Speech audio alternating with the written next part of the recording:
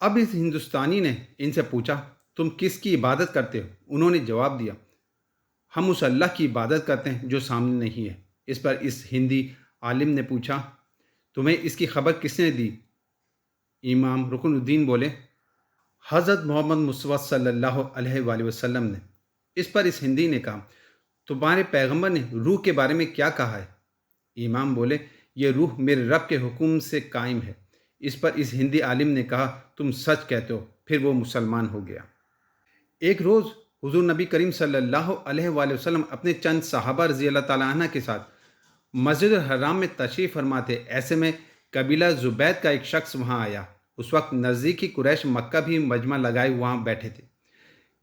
قبیلہ زبید کا وہ شخص ان کے نزدیک گیا اور ارد گرد گھومنے لگا۔ پھر اس نے کہا، اے قریش، کوئی شخص کیسے تمہارے علاقے میں داخل ہو سکتا ہے، اور کوئی تاجر کیسے تمہاری سرزمین پر آ سکتا ہے جبکہ تم آنے والے پر ظلم کرتے ہو؟ یہ کہتے ہوئے جب وہ اس جگہ پہنچا جہاں آپ صلی اللہ علیہ وآلہ وسلم تشریف فرما تھے تو آپ نے اس سے فرمایا، تم پر کس نے ظلم کیا؟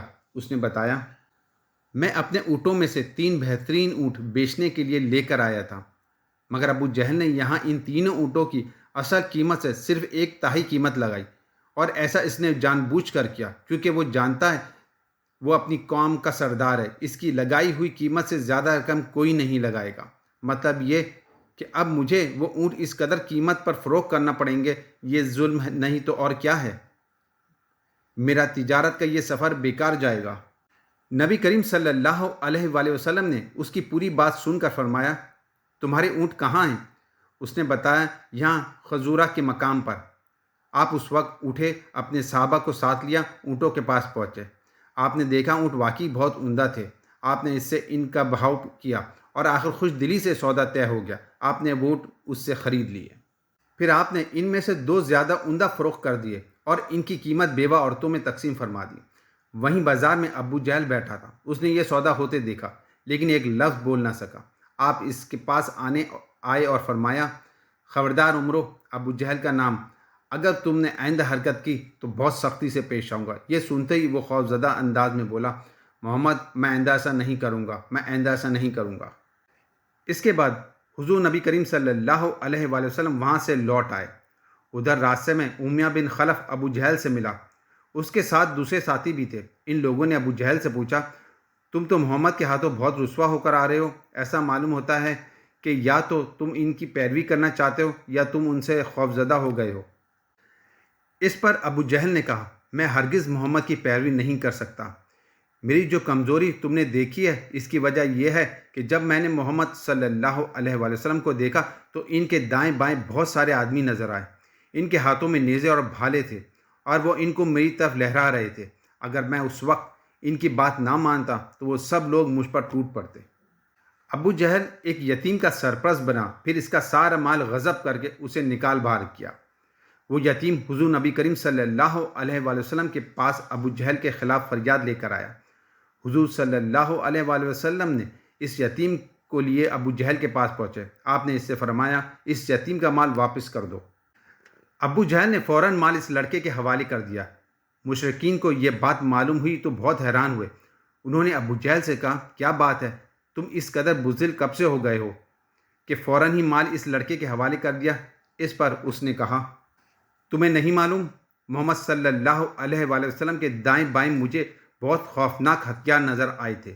میں ان سے ڈر گیا۔ اگر میں اس یتیم کا مال نہ لوٹاتا تو وہ ان ہتھیاروں سے مجھے مار ڈالتے۔ قبیلہ خشم کی ایک شاخ آراشہ تھی۔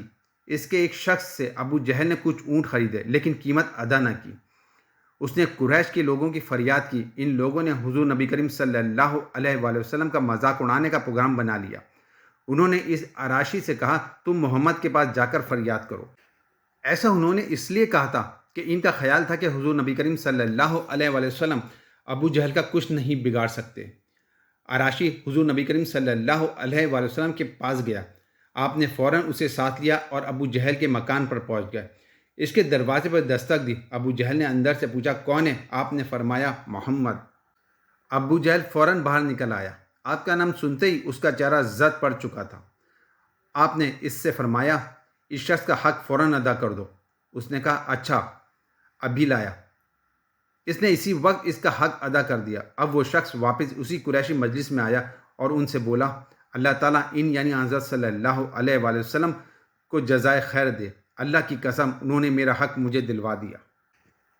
مشرک لوگوں نے بھی اپنا ایک آدمی ان کے پیچھے بھیجا تھا اور اس سے کہا تھا کہ وہ دیکھتا رہے حضور اکرم صلی اللہ علیہ وسلم کیا کرتے ہیں۔ چنانچہ جب وہ واپس آیا تو انہوں نے اس سے پوچھا، ہاں تم نے کیا دیکھا؟ جواب میں اس نے کہا، میں نے ایک بہت ہی عجیب اور حیرت ناک بات دیکھی ہے۔ اور باقی کی صورتحال اگلی قسط میں۔ اور آخر میں سورہ اعراف کی آیت نمبر 2 کا ترجمہ۔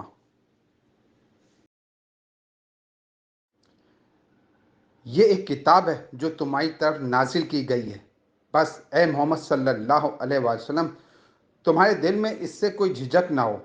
اس کے اتارنے کا غرض یہ ہے کہ تم اس کے ذریعے سے منکرین کو ڈراؤ اور ایمان لانے والے لوگوں کو یاد دہانی ہو۔